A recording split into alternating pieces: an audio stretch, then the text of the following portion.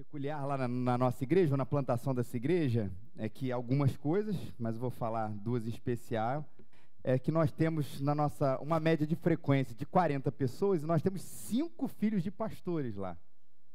É uma coisa curiosa. Estava falando isso domingo passado na igreja, peculiaridade, mas tem outra que é mais peculiar ainda. O reverendo Alex falou que a maioria aqui é vascaíno, uma igreja presbiteriana lá, a maioria não é flamenguista, a maioria não é vascaíno, a maioria não é tricolor. Acreditem, a torcida inteira do Botafogo cabe na igreja presbiteriana Raízes. É assim, alguma coisa que olha assim, não é possível. Se existe um lugar, você não acredita, eu sei que seu coração não crê nesse milagre, mas existe um lugar onde a maioria botafoguense é lá na igreja presbiteriana Raízes. Tenho certeza que aqui não tem muitos, não é verdade? Temos algum botafoguense aqui, gente? Pois é, estão todos lá na igreja. Então, é impressionante, gente. E chega gente nova. Botafogo. Gente, vamos abrir em João capítulo 1, versículo 35 a 42. Quero compartilhar com vocês esse texto da palavra de Deus, para que a gente medite nele hoje, ouça a voz do Senhor, ouça a voz de Deus, o que Ele tem para dizer a partir desse texto sagrado, da reflexão dele, o Evangelho de João, capítulo 1, e a gente vai ler dos versículos 35 até o versículo 42. Se é a sua primeira vez aqui na igreja, você tem uma Bíblia aí na sua frente, João, o grande nome, 1 é o número maior, depois o 35 ao 42 são os versículos, e é isso que a gente vai ler. Minha versão provavelmente semelhante à de quase todos aqui, mas com algumas pequenas palavras diferentes. Quando a Bíblia assim nos diz: no dia seguinte, João estava ali outra vez com 2 de seus discípulos. E olhando para Jesus, que por ali passava, disse: este é o Cordeiro de Deus. E os 2 discípulos ouviram-no dizer isso e passaram a seguir Jesus. E voltando-se, vendo que o seguiam, Jesus perguntou-lhes: que desejais? Eles disseram: Rabi, que significa mestre, onde te hospedas? E ele respondeu: vinde e vereis. Foram, pois, e viram onde ele se hospedava e passaram o dia com ele. Era cerca da 10ª hora. E André, irmão de Simão Pedro, era um dos 2 que ouviram João falar e seguiram Jesus. O primeiro que ele encontrou foi Simão, seu irmão, e disse-lhe: achamos o Messias, que significa Cristo. E o levou a Jesus.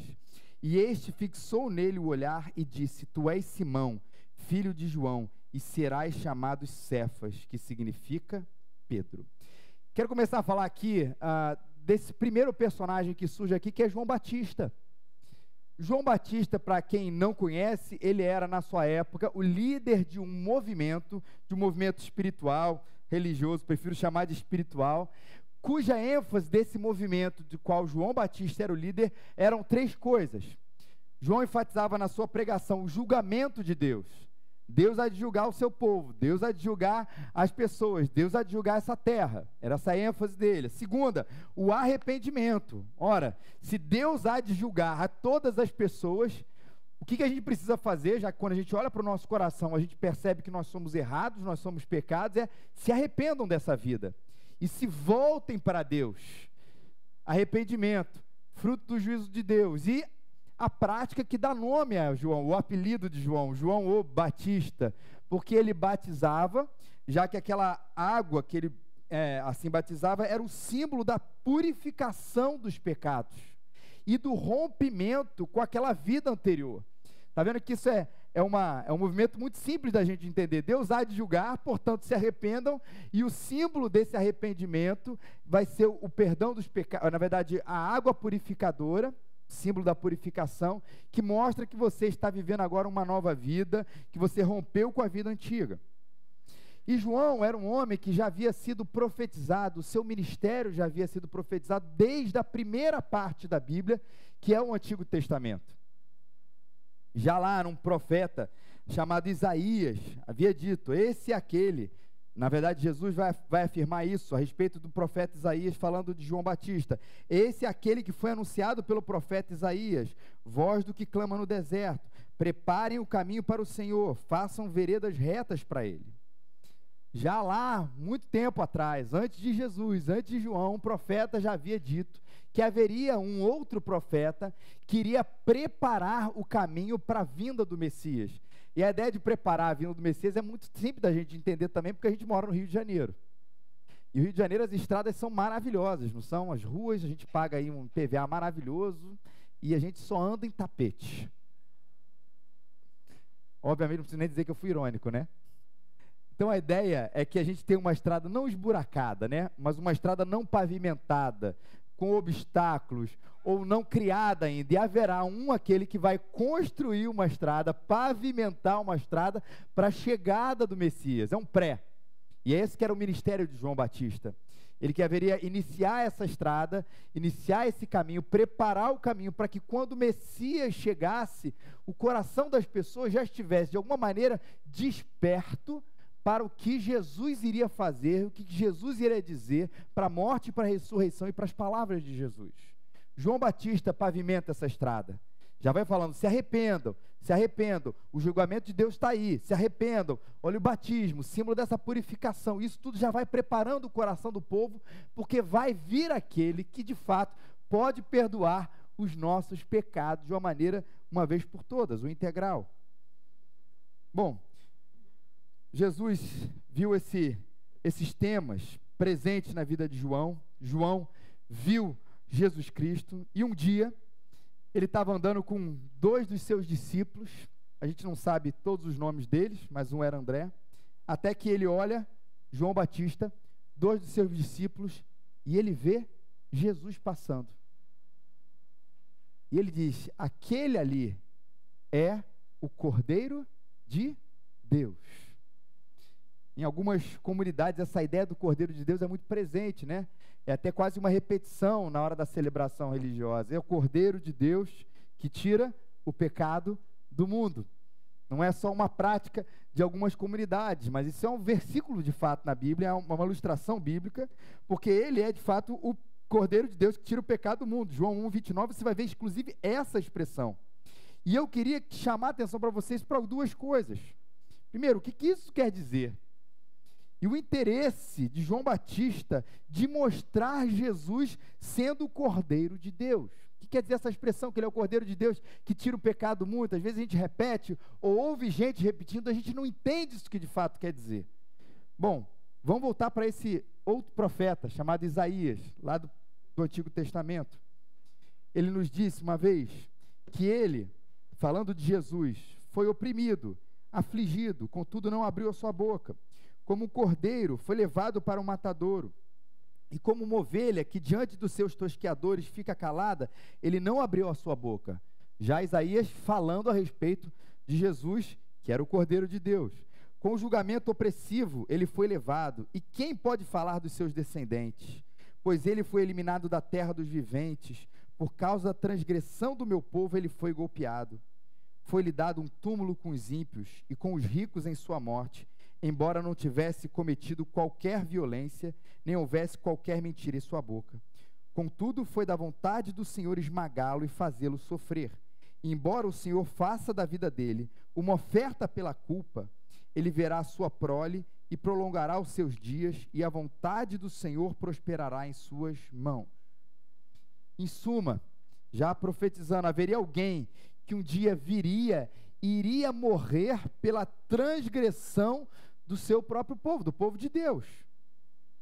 E eu acho que a ideia da transgressão e da morte, e aí vem esse cordeiro que vai tirar o pecado do mundo, é uma ideia muito séria, porque a gente lembra de um conceito bíblico que é a questão do pecado, que às vezes a gente só entende o pecado como aquilo de ruim que a gente faz, né? Eu pequei porque eu fiz isso, eu pequei porque eu fiz aquilo. Claro que a gente deve o tempo inteiro sondar os nossos corações, como fizemos no início do culto, pedir perdão por eles, mas a gente tem que ir para a fonte, que é a ideia de que Deus se ira, e se inclusive nós somos separados de Deus por natureza, por causa desse grande problema seríssimo que todos nós nascemos com ele, chamado pecado. Já desde os inícios, os nossos primeiros pais, eles se rebelaram contra Deus, pecaram, houve um rompimento do relacionamento de Deus com o ser humano, e todos nós herdamos essa condição. E talvez você perceba, olha, eu não sabia disso, que eu já tinha nascido dessa maneira, com o meu relacionamento rompido, até eu tinha ideia, talvez você tenha entrado aqui com a ideia de que, olha, todo mundo é filho de Deus, e isso não é o que a Bíblia nos revela. Ele nos revela que por natureza nós somos inclusive rebeldes em relação a Ele.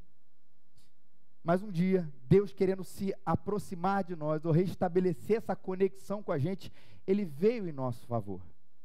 Porque sabia que por mais que a gente fizesse boas obras, nós seríamos incapazes de, pelas nossas boas obras, se chegar até Ele. Eu vejo o meu problema, vejo o meu rompimento com Deus, o que eu posso fazer? Eu vou doar o meu dinheiro para os pobres, eu vou fazer um ato de caridade, vou ajudar as velhinhas a atravessar a rua, vou fazer o que for.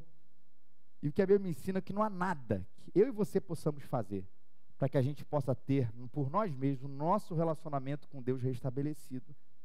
Mas Deus nos amou de uma maneira tão grande, que Ele veio em nosso favor.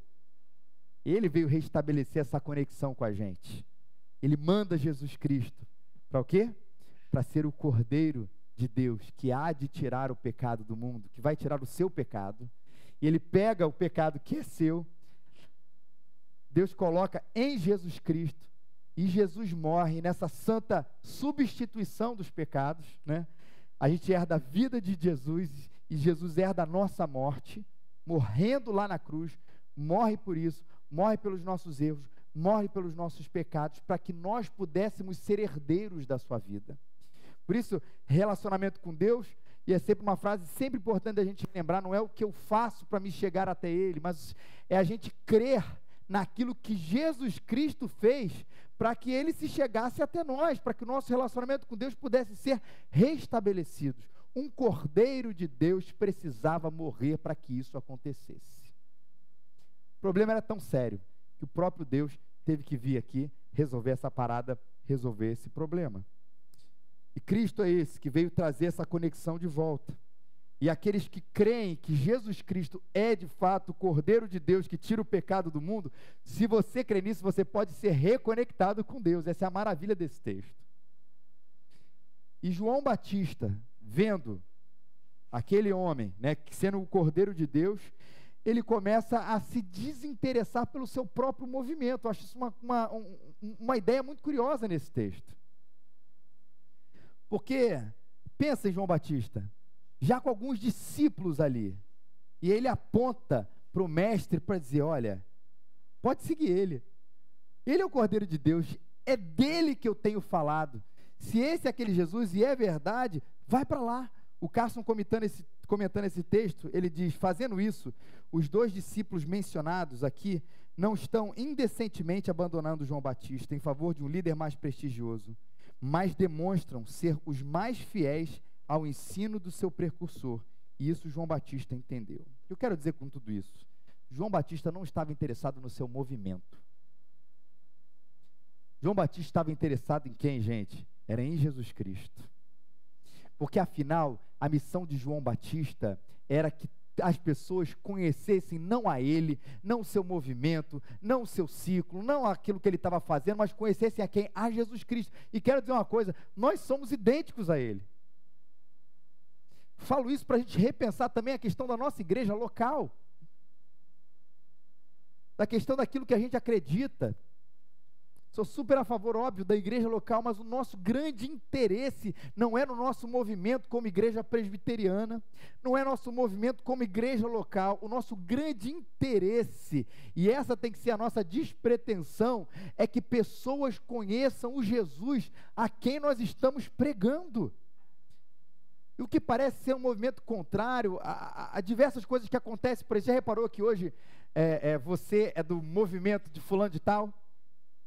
Algumas igrejas, inclusive, falam isso. Ah, você é de onde? Eu sou da igreja taraná, taraná, taraná, do pastor fulano de tal. Isso quando é pastor, né? Quando não é o bispo, quando não é o apóstolo, quando não é fulano de tal. Está ligado sempre ao indivíduo e não a Jesus Cristo. Outra coisa também que acontece demais, né? Olha, depois que eu entrei para a igreja X, a minha vida mudou. Rapaz, igreja milagrosa. Mas não é verdade. Ninguém muda depois que entra para a igreja. Ou se muda, muda muito pouco. Ou muda na superfície. O que transforma a gente é quando a gente conhece a Cristo. Uma vez eu vi um pastor, eu achei super interessante. Ele falou o seguinte, ele era pastor de uma igreja bem grande, fora daqui do Brasil, E um dia ele se tocou, jantando com a sua esposa, ele falou assim: amor, você já reparou que nós falamos muito mais da igreja do que falamos de Jesus? Isso gerou uma crise nele, não uma crise no casamento, onde ele falou assim: será que a gente não está tão imbuído, tão empolgado com aquilo que é a igreja, com o nosso movimento, com aquilo que a gente está realizando, com as coisas que estão acontecendo nesse espaço maravilhoso, mas parece que Jesus não faz tanta parte do nosso vocabulário, do nosso dia a dia, tem muito mais a ver com igreja, e muito pouco a ver com Jesus. Essa crise gerou, esse pastor abandonou, na verdade pediu para sair, não abandonou assim, do nada. Era uma mega igreja, lembra ele comentando sobre isso, foi morar um tempo de favor na casa de alguns missionários, até que ele cria uma nova igreja, planta uma nova igreja. Isso não sou eu, até porque eu não era pastor de uma mega igreja, mas ele planta uma nova igreja onde ele pensa assim: eu quero um lugar onde as pessoas entendam, claro, amem a sua igreja local, amem a sua denominação, não há nenhum problema nisso, mas que dos lábios dela, na vida dela, da espiritualidade dela, as coisas tenham muito mais a ver com Jesus do que com o lugar onde a gente pertence.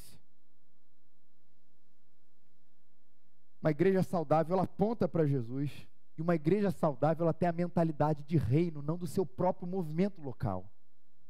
Além de mostrar isso, ela entende que a gente não está circunscrito a essas quatro paredes, que a nossa celebração e o nosso júbilo não é em primeiro lugar, quando alguém entra para a nossa igreja, mas em primeiro lugar, a nossa celebração, o nosso júbilo, a nossa alegria é que alguém, independentemente de onde ela foi, um dia conheceu Jesus Cristo, e o reino de Deus cresceu.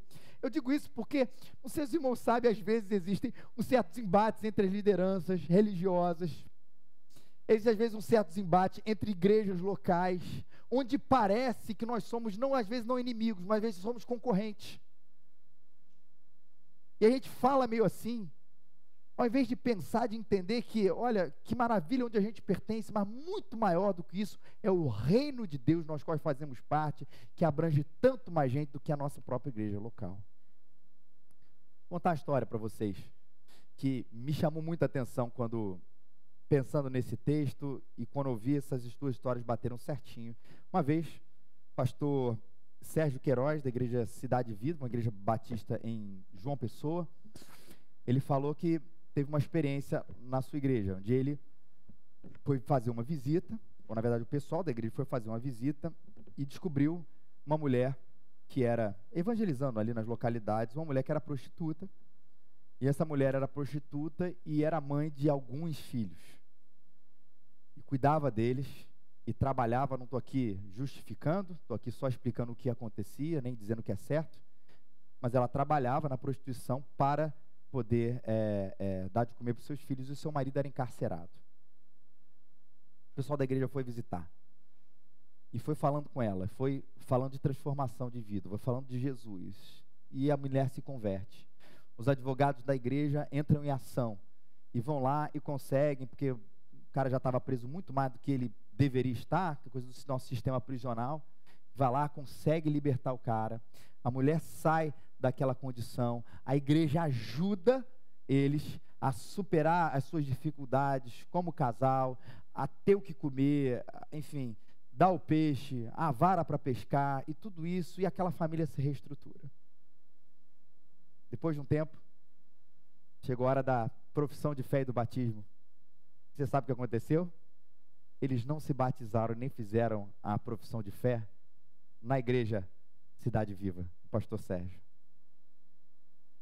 E ele falou uma coisa, uma expressão que eu não esqueci. E ele falou: e nós não fomos cobrar a conta.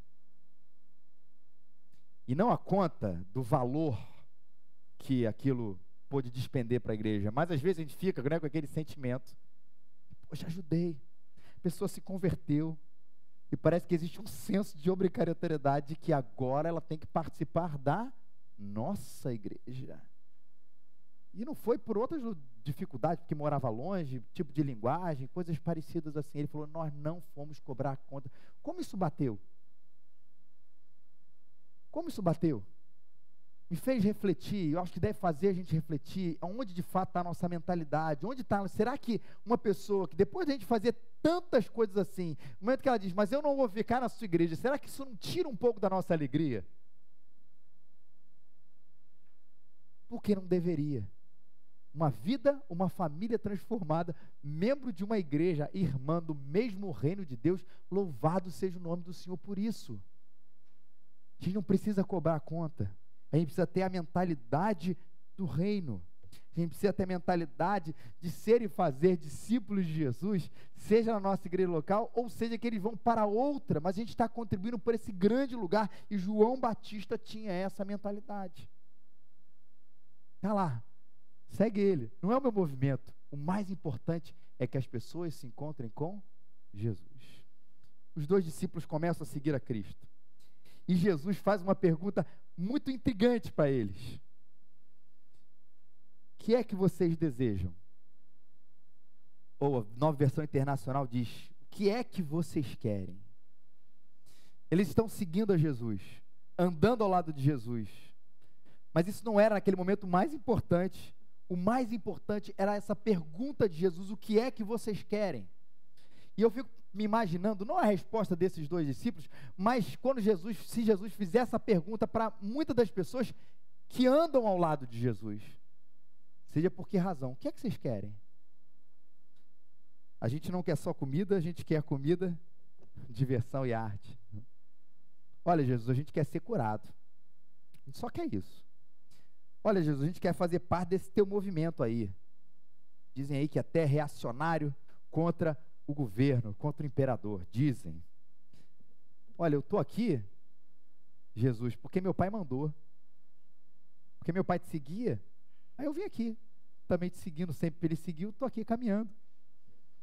Olha, eu estou aqui, porque João Batista me mandou, por isso que eu estou aqui. Olha, eu estou aqui porque me ensinaram, desde que pequenininho, que eu tinha que andar ao teu lado, Jesus. Eu estou aqui, Jesus, porque disseram que o Senhor dá emprego. Eu estou aqui, Jesus, porque a gente precisa de pão. Vocês acham que essas respostas não seriam comuns, ou há 2000 anos atrás, ou ainda hoje, quando Jesus, vendo que pessoas estão andando ao lado dele, fizesse essa pergunta? Seria isso que muitos de nós, ou muitos dos nossos amigos, muitos dos nossos colegas responderiam. É interessante que Jesus faz isso para sondar os corações deles, ele faz uma pergunta. Jesus não faz uma afirmação: vocês estão andando ao meu lado porque vocês precisam disso, disso, disso. Jesus faz essa pergunta, não dá uma resposta. Diz: o que você quer da vida? O que você quer de Cristo? O que você quer de Deus? Eu acho curiosa também a resposta dos discípulos: onde te hospedas? Onde você está alojado? E aí Jesus responde: vinde e vede, ou vinde e vereis, ou venham e verão. E essa é uma experiência incrível, e eles passaram o dia com Jesus. O que vocês querem da vida? Que vocês estão andando aqui ao meu lado? Onde é que o senhor está? Vem ver. E eles passaram o dia com Jesus. E aí esse é um daqueles momentos que faz a gente imaginar o que é que seria passar um dia inteiro com Jesus. Não tem essas promoções? Passe um dia com o seu artista favorito, ou jante com ele, ou coisa parecida, e a gente fica empolgado: vou perguntar isso, como se ele realmente fosse de fato revelar para você, um desconhecido, tudo aquilo que ninguém conseguiu arrancar dele, porque você ganhou uma promoção para passar ou para jantar com o seu artista preferido. Mas imagino que Jesus não era assim, infinitamente melhor. Tenta imaginar Jesus tentando almoçar, com 2 discípulos ao lado dele, querendo fazer todas as perguntas. Eu não deixaria Jesus almoçar, me desculpa, Jesus, eu só tenho um dia contigo aqui, agora o Senhor vai me responder todos os mistérios do universo. Agora você vai responder todos os mistérios da minha vida. Mesmo se você estiver cortando aquela picanha, botando na boca, eu vou te fazer uma pergunta. E responde agora, porque o meu tempo contigo é cronometrado. Almoçar com ele, jantar com ele, bater um papo com ele, esclarecer as dúvidas, ter o seu coração o dia inteiro ministrado pelo Filho de Deus. E aí eu acho que eles voltam para casa com a experiência do salmista no Salmo 34. Provem e vejam como o Senhor é bom. Como é feliz o homem que nele se refugia. Andem com Jesus um dia. Façam suas perguntas. Desfrutem da presença dele. Ande. E no final, acho que essa é a sensação que fica. O que vocês querem da vida? Disse Jesus. Acho que a resposta no final é: porque eles se tornaram discípulos, a gente quer andar contigo, Jesus. A gente quer viver para ti, Pai. A gente quer viver com o Senhor.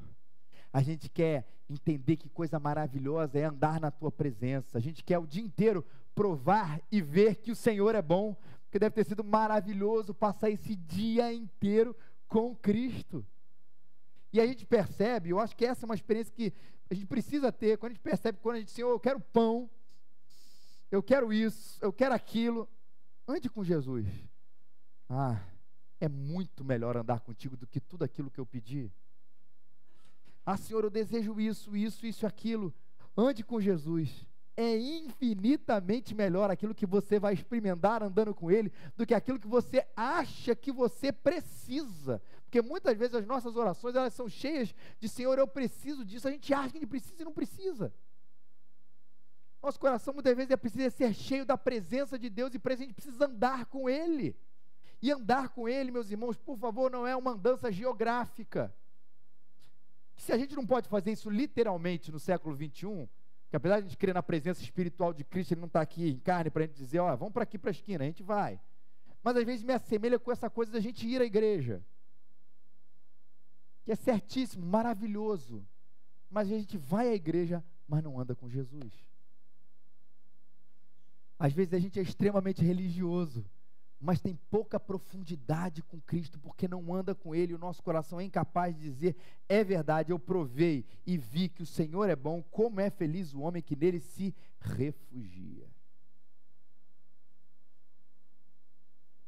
André, e essa história segue, fica o dia inteiro com Jesus, e ele encontra depois o seu irmão Simão, que a gente conhece como Pedro. E depois que ele passa o dia com Cristo, ele encontra Simão Pedro, e qual é a primeira coisa que ele fala? Olha, você viu o resultado do jogo ontem? Teve gol contra do Flamengo, mas o Flamengo conseguiu virar ganhando o Resende.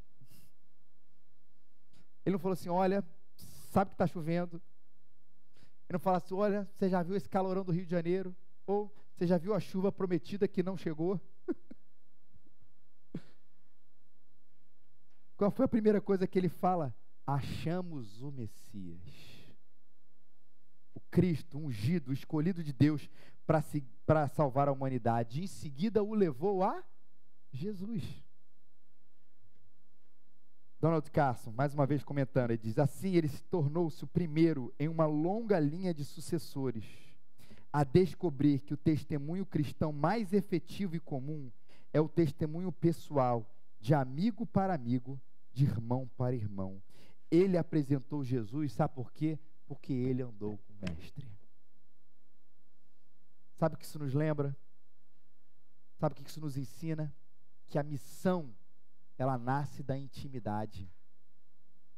Que a rua, a gente vai lá e serve, ela nasce da casa. Assim como foi com esse discípulo. Por que ele chegou e olha para o seu irmão e fala assim: achei o Messias? Não foi apenas um ensino racional, ou porque ele andou do lado dele só geograficamente, é porque ele se relacionou, é porque ele teve intimidade, é porque ele se aproximou. E quando a gente se aproxima, e quando a gente vive com o Pai, quando a gente vive na presença de Deus, no domingo, na segunda, na terça, quando a gente está almoçando, quando a gente está jantando, quando a gente também fecha a porta do nosso quarto e tem um momento pessoal, íntimo, próximo com Ele, qual é o resultado de tudo isso? A gente precisa dizer para as pessoas: achamos o Messias. Vocês acham que vocês precisam de pão? Vocês precisam do Messias. Vocês acham que vocês precisam disso? Vocês precisam do Messias. Claro que não é virar crente chato, por favor. Tem que ter sabedoria no testemunho, mas uma sabedoria que, na verdade, ela acaba direcionando o ímpeto que às vezes nos falta de anunciar Cristo para as pessoas. E às vezes a gente dá até aquela desculpa: Reverendo Alex, que a nossa igreja não evangeliza. Eu acho isso maravilhoso. A nossa igreja, segundo esse texto, a nossa igreja não evangeliza, para mim significa uma coisa: você não evangeliza, eu não evangelizo, nós não evangelizamos. E a gente às vezes se esconde atrás de alguns movimentos institucionais, de que a igreja presbiteriana raiz tem que fazer um impacto na rua tal, a igreja de Grajaú tem que fazer um impacto na rua tal, para a gente sentar depois no nosso banco e dizer: ufa, graças a Deus a nossa igreja evangeliza. E meus irmãos, apesar de, e acredito que coisas assim precisam ser feitas, mas o grande, a evangelização do dia a dia, e é a mais efetiva, não tem a menor dúvida, é quando discípulos cheios de Deus, cheios da presença de Deus, eles têm a mesma atitude de André aqui, de dizer: nós achamos o Messias, eu me relacionei com ele, eu encontrei ele, fez diferença no meu coração, e por isso eu quero proclamar. Não é isso que a gente cantou com Jesus Cristo, mudou meu viver? Mas agora é diferente, e isso fala a toda a gente: pois Cristo deu-me o seu amor. A missão nasce da intimidade, a rua nasce da casa. Pedro conheceu a Cristo porque o seu irmão o levou a ele. Que bela missão. Louvado seja Deus, porque Ele nos dá essa pergunta desconcertante: o que é que nós queremos? Para que a gente entenda que aquilo que a gente mais deve desejar é a própria presença de Jesus, e isso nos leve para a rua, para aquilo que a gente viu e experimentou, outras pessoas também experimentem. Nós estamos aqui, gente, porque Ele é o Cordeiro de Deus, não por nós, mas por causa dEle. A nossa esperança está nele, e eu creio que essa mesma pergunta deve ecoar nos nossos corações: o que é que vocês querem? Ande com Cristo. Se você ainda não entregou a sua vida para Cristo Jesus, se você ainda não tomou essa decisão de vida, de andar com Ele, não geograficamente, não só frequentando uma igreja, mas de ter um relacionamento pessoal com Ele, hoje, o convite da palavra do Senhor para você é: se relacione com Ele, ande com Ele, experimente o que é viver com Ele. Mas também coloque-se no lugar de André. Pense em alguém que você pode dizer: eu quero que ele encontre a Cristo. Pense e ore por ela. E se de repente falta em você, não precisa ser um grande evangelista de rua, um pregador que a gente pensa num Billy Graham, alguma coisa parecida, mas alguém que compartilha com singeleza, com intimidade. Se isso não acontece com você, no íntimo do seu quarto, ande com Cristo e fala: Senhor, eu quero. Dá um pouquinho mais de coragem, de sabedoria. E na medida que o Senhor encher meu coração, ó Pai, que eu transborde, e outros, como foi com Pedro, possam vir a conhecer o Teu nome através daquilo que aconteceu comigo e que eu compartilhei com Ele. Ore por isso sempre. Não deixe a intimidade ficar tão íntima que ela não vá para a rua, porque segundo a Bíblia isso é impossível. E não deixe a rua virar apenas um ativismo, mas que ela seja fruto de uma intimidade real de quem anda com Jesus Cristo e pensa no seu reino. Vamos orar? Senhor, eu louvo e engrandeço o Teu nome, Senhor, nosso Deus e nosso Pai, porque é uma alegria, Senhor, muito grande a gente poder andar contigo. Porque, Deus, apesar de às vezes lermos esse texto uma, duas, três, várias vezes, texto tão próximo de nós, a gente não quer deixar de acreditar, Pai, dessa maravilha de que é passar, Senhor, tempo, Senhor, na Tua presença. Sabemos que o Senhor está com a gente o tempo inteiro, e sabemos que a gente precisa reconhecer o Senhor no nosso dia a dia, quando andamos de ônibus, quando andamos nos nossos carros, quando estamos trabalhando, Senhor. Reconhecer que Tu estás ali ao nosso lado, que o Senhor também ministra o coração da gente nesse momento, mas que a gente também precisa daquele momento do silêncio, aquele momento da intimidade contigo, onde o Senhor há de também transformar a nossa vida, falar com a gente de uma maneira especial, quieta, para que a partir disso a gente perceba que aquilo que a gente mais precisa é a Tua própria presença. Quantas vezes andando de lado para o outro, desejando outras coisas, e a resposta está ao nosso lado, Pai. O Senhor que não nos desampara, o Senhor que não deixa de estar com a gente um minuto ao nosso lado, Senhor. Ó Deus, por favor, Muda a gente para que a gente perceba isso. E muda a gente que a gente, ao perceber isso, esse Jesus, o Cordeiro de Deus que tira o pecado do mundo, a gente também tem essa vontade, esse ímpeto de proclamar, Senhor. De que a gente não se esconda através de programações ou coisas parecidas, mas pelo contrário, ó Deus, nosso Pai.